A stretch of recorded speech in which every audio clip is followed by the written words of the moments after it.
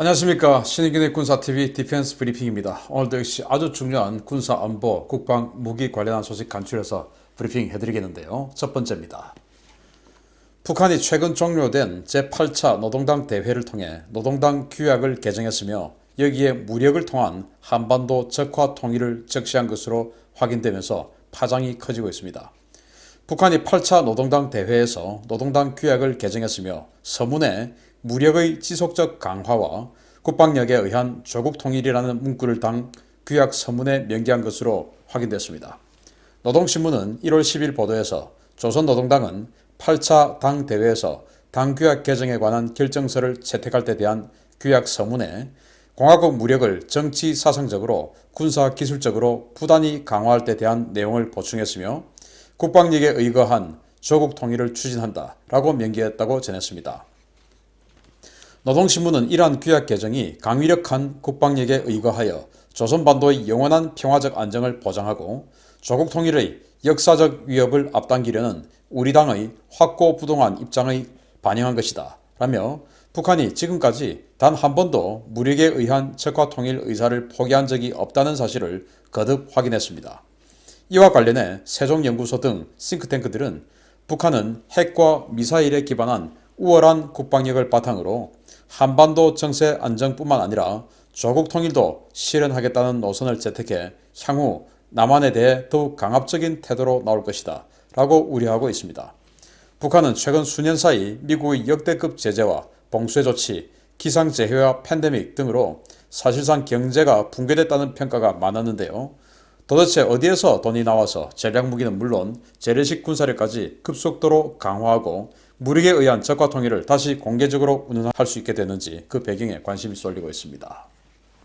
자, 김정은이 아주 오랫동안 8차 당대회를 진행을 하고 그게 이제 당규약 개정을 했는데 정말 참 기가 찹니다.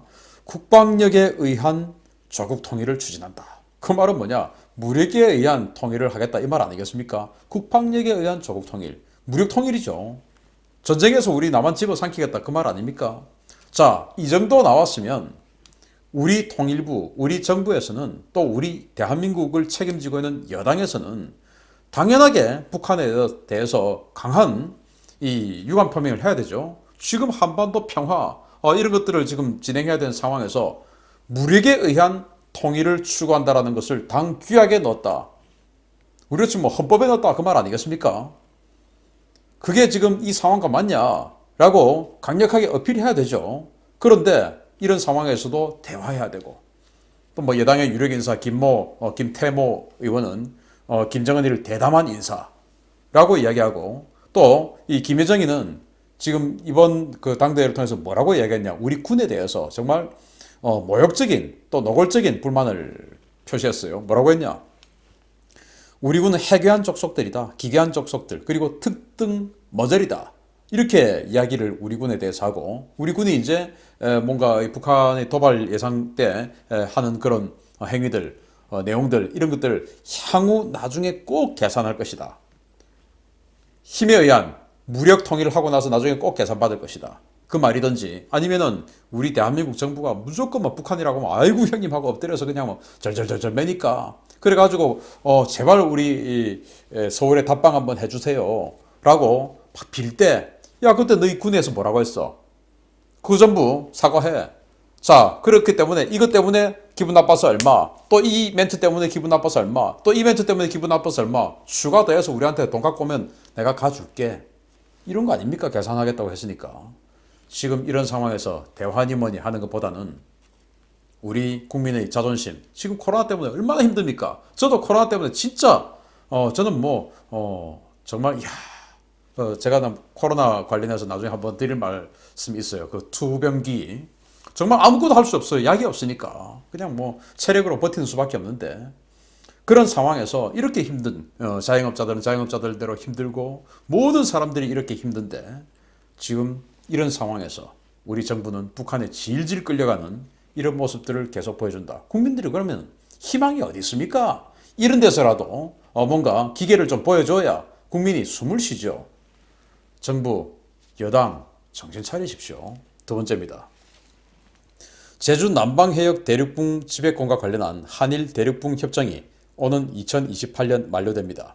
일본이 이 일대를 차지하기 위해 본격적으로 움직이기 시작했고 우리 해경과 대치하는 상황이 벌어졌습니다. 막대한 해저 자원이 매장된 것으로 추정되는 제주 남방해역의 대륙붕 지배권과 관련해서 지난 1978년 발효된 한일 대륙붕 협정이 오는 2028년 만료됨에 따라 일본이 이 일대의 지배권 확보를 위해 해양조사를 시도했다가 우리 해경에게 저지당하는 사건이 발생했습니다. 일본 해상보안청 소속 해양측량선 쇼요는 지난 11일 오전 3시 20분 나가사키현 고토 열도 남서쪽 메시마 섬으로부터 서쪽으로 139km, 우리나라의 제주도 남방 130km가량 떨어진 해역에 나타났습니다. 이 해역은 우리나라의 배타적 경제 수역에 해당되는 것으로 일본 선박이 여기에 진입하려면 우리 측의 승인을 얻어야 하지만 일본 측은 사전 협의나 승인 없이 일방적으로 해경 조사선을 이 해역에 진입시켰습니다. 이에 우리 해경은 즉각 이 선박의 진로를 차단하고 공용 통신망을 통해 일본 해경 조사선의 해양조사 중지와 퇴거를 요구했는데요. 일본 측은 이 해역이 자신들의 이지이며 법적으로 아무런 문제가 없다고 퇴거를 거부했습니다. 이 때문에 양측 해경선은 해당 해역에서 11시간 넘게 대치한 것으로 전해졌는데요. 서서히 본격화되는 일본의 해양 주권 침해에 대비해서 우리 해경 전력의 대형 경비함과 항공 경비 자산의 확충을 통한 대응 전력 구축이 시급하다라는 지적이 제기되고 있습니다. 자, 이 배입니다. 이 배가 왔어요. 3,100톤급 해양조사선 그리고 경비함을 겸하고 있는 일본 해상보안청 배인데요. 이 배가 우리가 과거에 알고 있는 칠광구, 그 칠광구 지역 때문에 지금 문제가 되고 있는데 1978년 한일 대륙붕 협정을 맺었죠. 그래서 칠광구를 공동 개발하기로 했는데 개발 안 하고 있죠. 왜냐? 이제 이 40년 지나서 50년 지나서 이 그 협정이 만료가 되면 일본 입장에서는 자신들이 더 법적으로 유리하다. 그래서 칠광구 전체를 자기네들이 다 먹을 수가 있는데 굳이 여기에서 파이프 박아가지고 한국하고 나누어 먹을 필요 없다라는 것이죠. 그 50년 협정이 지금 이제 불과 7년밖에 안 남았습니다. 그러면 지금 우리 대한민국 정부는 이 협정을 연장할지 또 연장할 수 있는 어떤 그 국가 전략적인 로드맵 이런 거 작성해서 추진해 나가야 되죠. 일본하고 1대1로 안 되면 미국을 움직이든지 그러기 위해서는 한미 동맹을 강화시키든지 이런 식으로 해 나가야 되는데 지금 과거 박정희 정권 때 해놓았던 이 엄청난 자원의 보고라고 알려져 있는 이 대륙붕 지역, 칠광구 지역을 그냥 눈뜨고 50년 동안 그냥 일본도 개발 못하고 우리도 개발 못하고 하는 상태로 그냥 놔두다가 이제 아예 그냥 통째로 일본에게 넘겨주게 될 판입니다. 자, 그래서 일본도 여기에 군함을 보내고 하는 그런 것들을 할 수가 없죠. 그래서 일본이든 우리나라든 이런 것들에 대해서는 이 영토, 영해 뭐 이런 것들에 대해서는 다 이제 경찰력을 동원합니다. 그래야 전쟁이 안 나죠. 그래서 이제 일본도 여기에 해양조사선 투입했고 우리나라도 해경선 보내서 대치해서 이제 서로 간에 대치를 11시간 동안 했는데 지금 우리나라의 해양경찰 정말 뭐 처음으로 그동안 육상경찰들이 계속 해양경찰청장을 해왔죠. 사실은 말도 안 되는 상황이에요. 아니 평생 30여 년간을 육상경찰에서 치안정감 큰 무궁화 3개까지 활동하다가 마지막에 총경찰청장을 못하고 그래서 이제 해양경찰청장으로 육상경찰 입장에서는 밀려났다라고 하는 사람이 배 한 번 안 타본 사람이 해양경찰청을 계속 해오고 있으니까 바다에서 뭐가 제대로 되겠습니까? 말이 안 되는 상황이었죠. 그러다가 작년에 처음으로 해양경찰 출신이 해양경찰청장이 되었습니다. 정말 바람직한 일이죠. 그런데 지금 우리나라의 해양경찰청 조직을 보면 이제 지방경찰청이 있는데 그 지방경찰청은 주로 한 개 청마다 한 4개 남짓가량의 해양경찰서를 보유하고 있어요. 그런데 유일하게 이 제주 지방해양경찰청만 2개 해양경찰서가 있습니다. 북쪽에 제주서, 남쪽에 서귀포서 이렇게 있는데 그 남쪽의 서귀포서는 이 이여도 부분을 담당하기 때문에 3,000톤급 대형 경비함 한 척 그리고 6,000톤급 대형 경비함 한 척 이렇게 해서 2척의 대형 경비함을 가지고 있습니다. 사실 뭐 그것만 해도 이 서귀포 해경에 굉장히 큰 전력이 가 있는 거예요. 그렇지만은 지금 이어도만 문제가 아니다. 그래서 이 7광구까지 서귀포서의 작전 개념에 넣어놓고 그렇게 해서 7광구도 우리가 지속적으로 이어도처럼 계속 대형 경비함을 보내서 7광구도 우리도 여기에 관심을 가지고 있고 또 여기에 우리 대한민국의 이익도 있고 앞으로 협상 그렇게 그냥 넘어가서 끝나는 그런 협상 안 할 거다라는 우리 국가 의지를 보여줘야 됩니다. 지금 그런데 이 7광구 지금 그냥 뭐 내버려 두고 있죠. 그러면 안 됩니다. 그래서 우리 해양경찰청의 조직도를 보면 대부분의 경찰서에 3,000톤급 대형 경비함 하나 그리고 이제 1,500톤급 뭐 이런 식으로 해서 나눠져 있는데 유의하게 강원도 동해해양경찰청에 독도 때문에 3,000톤급도 있고 5,000톤급도 있습니다. 그리고 제주도 서귀포 해양경찰서에 또 3,000톤급이 있고 6,000톤급이 있습니다. 그런데 저는 그 뭐 하나의 경찰서에 너무 많은 전력이 가면 안 되지 않냐라고 하는 그런 구시대적인 사고 또 도식적인 사고 이런 것보다는 지금 서귀포서는 이어도도 담당해야 되고 중국 때문에 그리고 7광구도 담당해야 되니까 서귀포서에는 대형 경비함을 한두 척을 더 주어서 3,000톤 이상을 더 주어서 항상 이제 이어도도 초계를 하고 7광구도 초계하는 이런 시스템을 마련해야 되고 지금 미국 코스트가드 같은 경우는 배에다가 경비함에다가 스캔 이글 같은 무인기를 다 탑재를 하고 있어요.